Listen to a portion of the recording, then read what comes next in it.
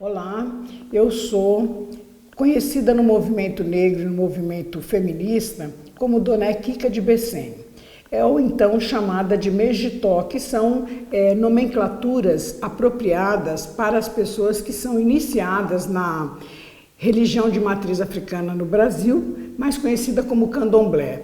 Eu pertenço à religião da matriz africana que vinda da Romé, que é conhecida como Jejimarim. Então, vocês vão me conhecer como Dona Kika de Becém, que é a qualidade do meu vodum ou orixá, como vocês conhecem, que é um orixá ligado à natureza, né, na sua própria essência, e ele tem um formato nada humano, ele tem um formato animal, que é a cobra, também chamada de Soboadã. Né? Então ela faz a relação entre a terra e o céu. É o orixá que vai até Olorum, né? Que nós conhecemos também como Deus, e vai lá pedir para que Deus não castigue mais o ser humano na terra, enviando através dela a água, que nós conhecemos como a chuva, que é o que faz todo o processo do crescimento da nossa flora e depois a nossa fauna, porque aí você tem, através desses elementos, todos os seres humanos vivos no planeta. Muito bem, eu estou aqui aproveitando essa grande oportunidade, né, já que é o encerramento do curso. É muito importante, por exemplo, a gente trazer nesse contexto da formação, do papel do Partido dos Trabalhadores na formação e preparação dos seus quadros, né, de militância para o processo de transição ecológica. E é sobre isso que eu venho falar, mas antes de falar sobre isso, eu quero trazer um pouquinho de informação de onde vem essa visão da relação da população negra, né, brasileira, estou falando do Brasil, com o meio ambiente, com a ecologia, ou seja, de onde surge essa relação profunda entre a população negra e a questão ambiental no Brasil. E para isso eu queria falar um pouquinho sobre como surge o movimento negro brasileiro. Né? O movimento negro brasileiro surge no Brasil de uma forma precária e clandestina, não é? Durante o período escravagista. E os escravos, naquela época, se utilizavam da quilombagem, né? Que era a fuga dos quilombos e outros tipos de protestos, né? E também havia lá o bandoleirismo, né? Que era uma guerrilha contra os povoados e os viajantes daquela época, né? Que na verdade era, vamos se dizer, a sociedade escravocrata daquela época, né? E para se rebelar tudo isso contra a escravidão, né? Porque a gente sabe que o negro brasileiro, o afrodescendente, né? Ele não veio para cá como um imigrante, né? Italiano, o francês, o alemão, o japonês, né? Ele foi, na verdade, sequestrado do continente africano para o Brasil e para a diáspora, porque não foi só o Brasil que recebeu os negros africanos, né? Que vieram escravizados. Então, mesmo nesse período da escravidão, havia também um movimento liberal abolicionista, né, que passava a ganhar força, né, desenvolvendo a ideia de fim da escravidão e fim do comércio de escravos. Né? Tudo isso no mesmo período em que o movimento, os negros se insurgem contra a questão da escravidão. Paralelamente a isso, existe um movimento que começa a se criar mais forte, que vai dali para frente desaguar na questão do movimento abolicionista no Brasil, né? Então, esse daí é um pouco que eu gostaria de estar dizendo para vocês sobre como surge o movimento negro, né? Que não é de agora. A gente sempre tem uma ideia que acha que o movimento negro, como instituição de luta e etc. tal social, ele é mais contemporâneo e não é. Ele tem, essa luta do negro começa lá em África quando é sequestrado para os países da diáspora. E aí a gente vai falar também um pouquinho sobre passar bem rapidamente sobre a questão da abolição da escravatura no Brasil. Então, nós todos sabemos que a abolição da escravatura foi promulgada no dia 13 de maio de 1888, né, chamada da Lei Áurea, né, e que encerrava esse período, encerrava em tese, né, ou aquilo que a gente gosta de falar no movimento social e popular, que coisa para inglês ver, né? Que na verdade não funcionou muito bem, né? Então, um dos grandes desafios que a população negra, libertos da escravidão, tiveram foi exatamente o desafio de lutar contra o preconceito e a desigualdade social, porque nós sabemos que abriram-se as portas das fazendas, né? Mas com isso não vieram as benéficas que seriam necessárias para que essa população fosse incluída no todo nessa sociedade brasileira, né? Daí surge, inclusive, o que a gente vem no movimento negro, vem sempre debatendo, que vocês já devem ter ouvido aí várias e várias vezes, lido várias e várias vezes em teses e etc. e tal, é a questão do racismo estrutural, que faz parte da sociedade brasileira. Ora a gente fala institucional, outro fala estrutural, mas na verdade ele se estrutura e permeia em toda a sociedade brasileira e tem um reflexo muito grande dentro daquilo que a gente chama das estruturas do Estado brasileiro, né? E aí a gente sabe como esse racismo se dá aí, nós estamos vendo aí todo tipo de violência contra a população negra, né, nos últimos meses, né? Então, nós temos aí o seguinte, depois disso, passado algum tempo na estruturação do movimento negro, nós começamos a discutir que, assim, o 13 de maio não nos representa como uma data que nos trouxe, de fato, a liberdade, não é?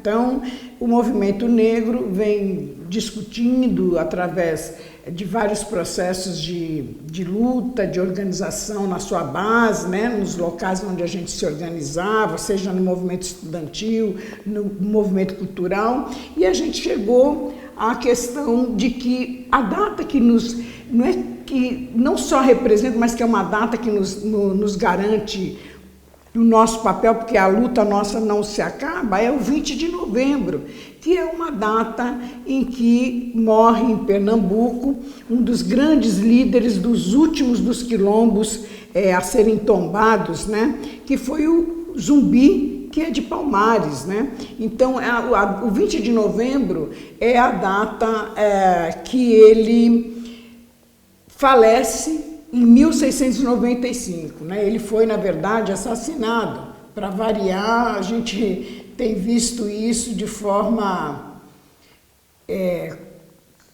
cotidiana, né? Na vida da gente, na vida da população negra. Né? Você pegar qualquer época de 10, 20, 30 anos atrás, de Zumbi para cá, sempre a história é essa, né? Sempre tem alguém que massacra e nos assassina. Essa é a grande relação.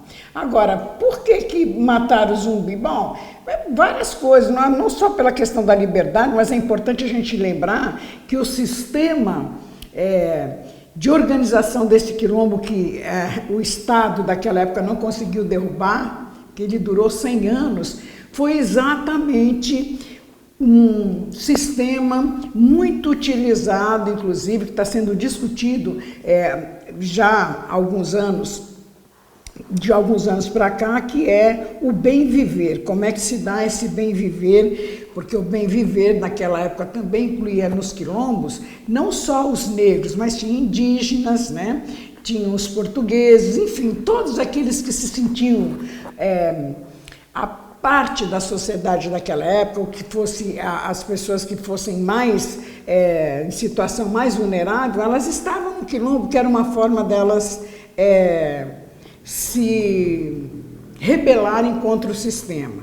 Então, eu quero então, depois disso, falando de como é o sistema do quilombo, o último quilombo que durou 100 anos, dirigidos por Zumbi dos Palmares, esse conceito que nós vamos entrar aqui na questão do desenvolvimento e da questão da transição ecológica, que é o conceito e a prática do bem viver. Então, falando do bem viver, do conceito do bem viver, é importante ressaltar que o bem viver não é só um conceito, né?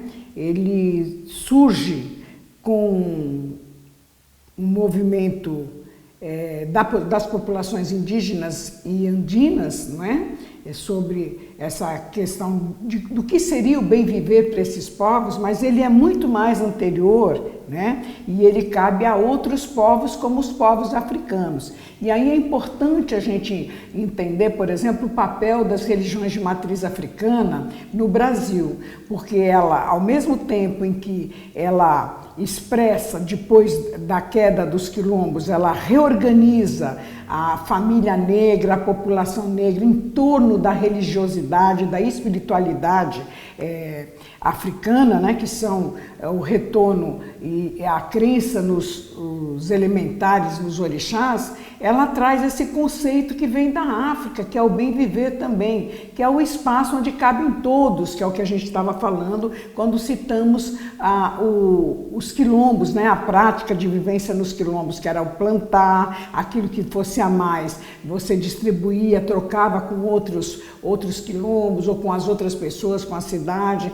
enfim, era aquilo que era importante e necessário para a vida das pessoas naquelas comunidades, né? Então, naquele momento, os quilombos, eles tinham esse papel também que eu julgo, por exemplo, que era, para mim, no meu ponto de vista, socialista, não é? Porque todo mundo ali vivia em pé de igualdade, não tinha o mais pobre para o mais rico, enfim, todos produziam aquela riqueza daquele quilombo. E o bem viver vem nessa pegada também, que é a pegada da relação do ser humano, do homem, com a natureza, né? Com todos os seres, porque ele faz parte dessa natureza. Então, o bem viver, ele vem a partir desses saberes ancestrais que a gente trouxe da África, né?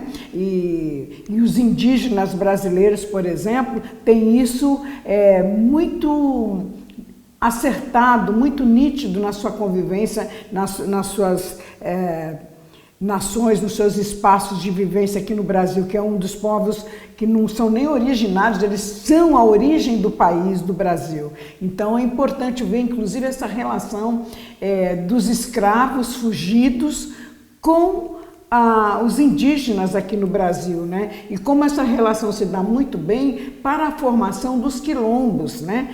Que foi a partir dessa coisa que unia muito os negros africanos fugidos com a população indígena brasileira, né? Então o bem viver ele vem a partir desses saberes ancestrais e que nós podemos resgatar a nossa relação com a natureza, né? Percebendo que nós somos parte dessa natureza. Bom, então, outra coisa importante para lembrar da relação da população negra com o bem viver é que, por exemplo, recentemente, em 2015, eu estive na organização da primeira e, por enquanto, a única Marcha Nacional das Mulheres Negras de 2015, que foi em novembro de 2015.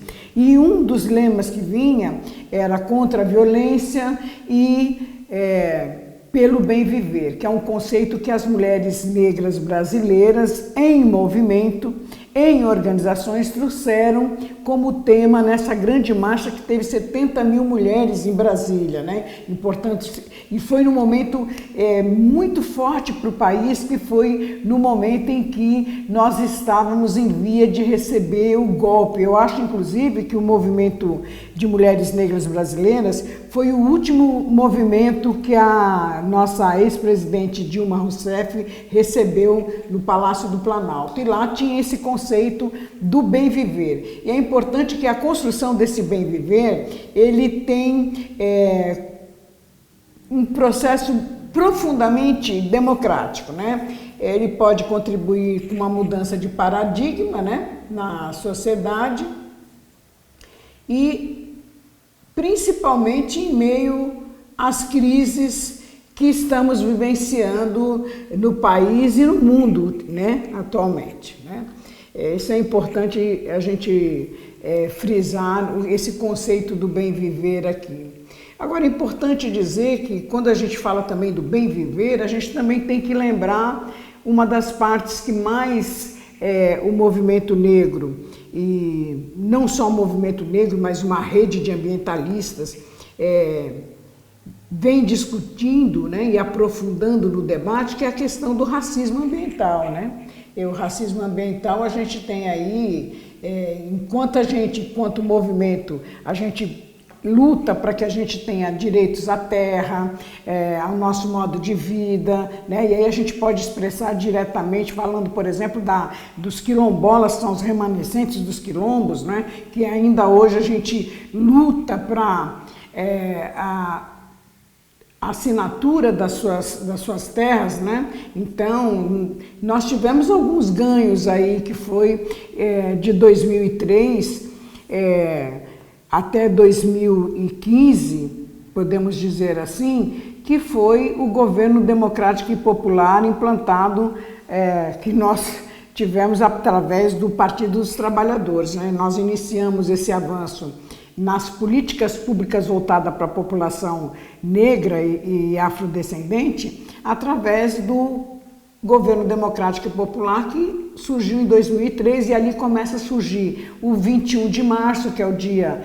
que a gente hoje dedica à questão racial, né, contra a discriminação racial, e também a criação da CEPIR, que desencadeia vários processos de políticas públicas. Por que eu estou lembrando isso nesse momento?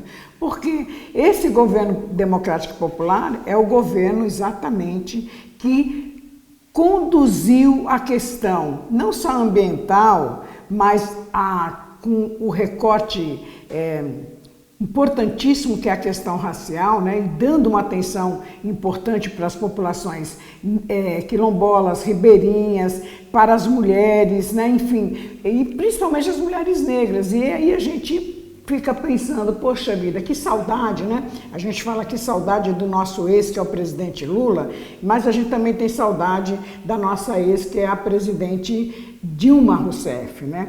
Porque a gente, nesse retrocesso todo, nós estamos perdendo muita coisa, né? A partir desse desgoverno que nós estamos tendo aí. A gente está vendo a Amazônia sofrendo um desmatamento muito grande, os quilombolas perdendo seus direitos às suas terras, todas as políticas, por exemplo, a educação que é um fator importante para a gente, para a população negra, que nos conduz a um patamar de igualdade, ela hoje foi violentamente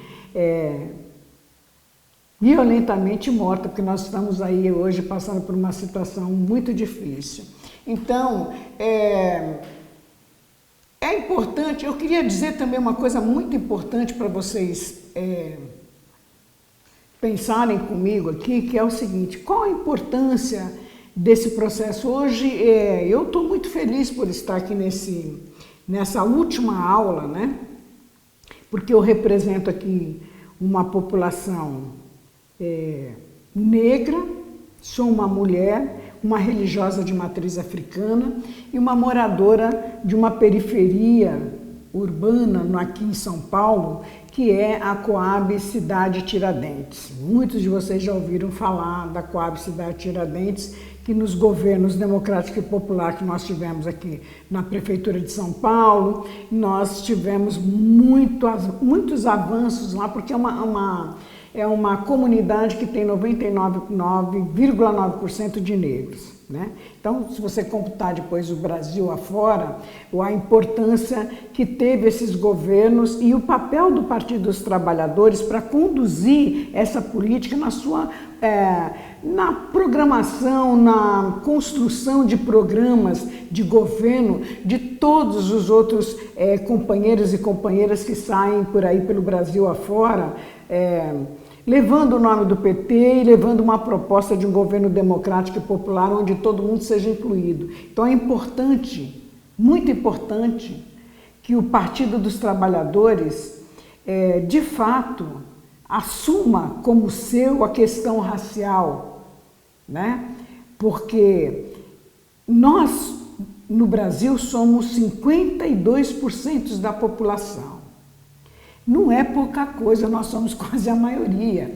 Recentemente, num encontro do PT, nós também éramos a maioria. Não vai muito longe agora, nas últimas eleições, para deputado estadual, federal e governo do estado, nós tivemos de candidatura de mulheres, nós tivemos se não me falha a memória, de 300 ou 500 candidaturas no Brasil todo, se não foi até mais, de mulheres. 54% dessas mulheres candidatas eram negras, então nós somos uma maioria da população, né? Uma população que é diferente, é diversa, né? Então é importante que o partido tenha esse olhar e os seus dirigentes também, que ele absorva a questão racial como fazendo parte da espinha dorsal do Partido dos Trabalhadores e para que todos os programas de governo que houver, na sua formação interna dentro do partido,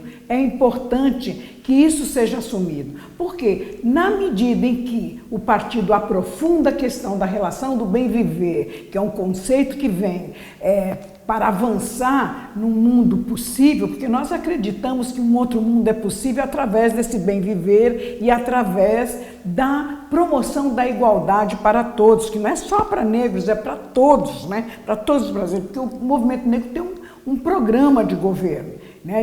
Ele quer ter um projeto de governo para o Brasil e que inclui a todos, homens, mulheres, trans, crianças, todo mundo. E um deles é esse que é transmitido através do bem viver, do conceito do bem viver, da aplicação no dia a dia do bem viver em nossas vidas, em nossas comunidades, né, nos programas sociais, porque nós estamos aí, né? A transição ecológica, nós acreditamos nela e acreditamos muito que o Partido dos Trabalhadores possa realmente fazer esse outro mundo possível, esse outro Brasil possível. Muito obrigado, vocês vão ter aí algum trabalhinho, umas liçãozinhas para responder. Eu espero que vocês tenham gostado da última aula, que é a 13ª aula, toda de vermelho, com muita axé, eparreoiá, Quaã Cabecilé. Viva o rei!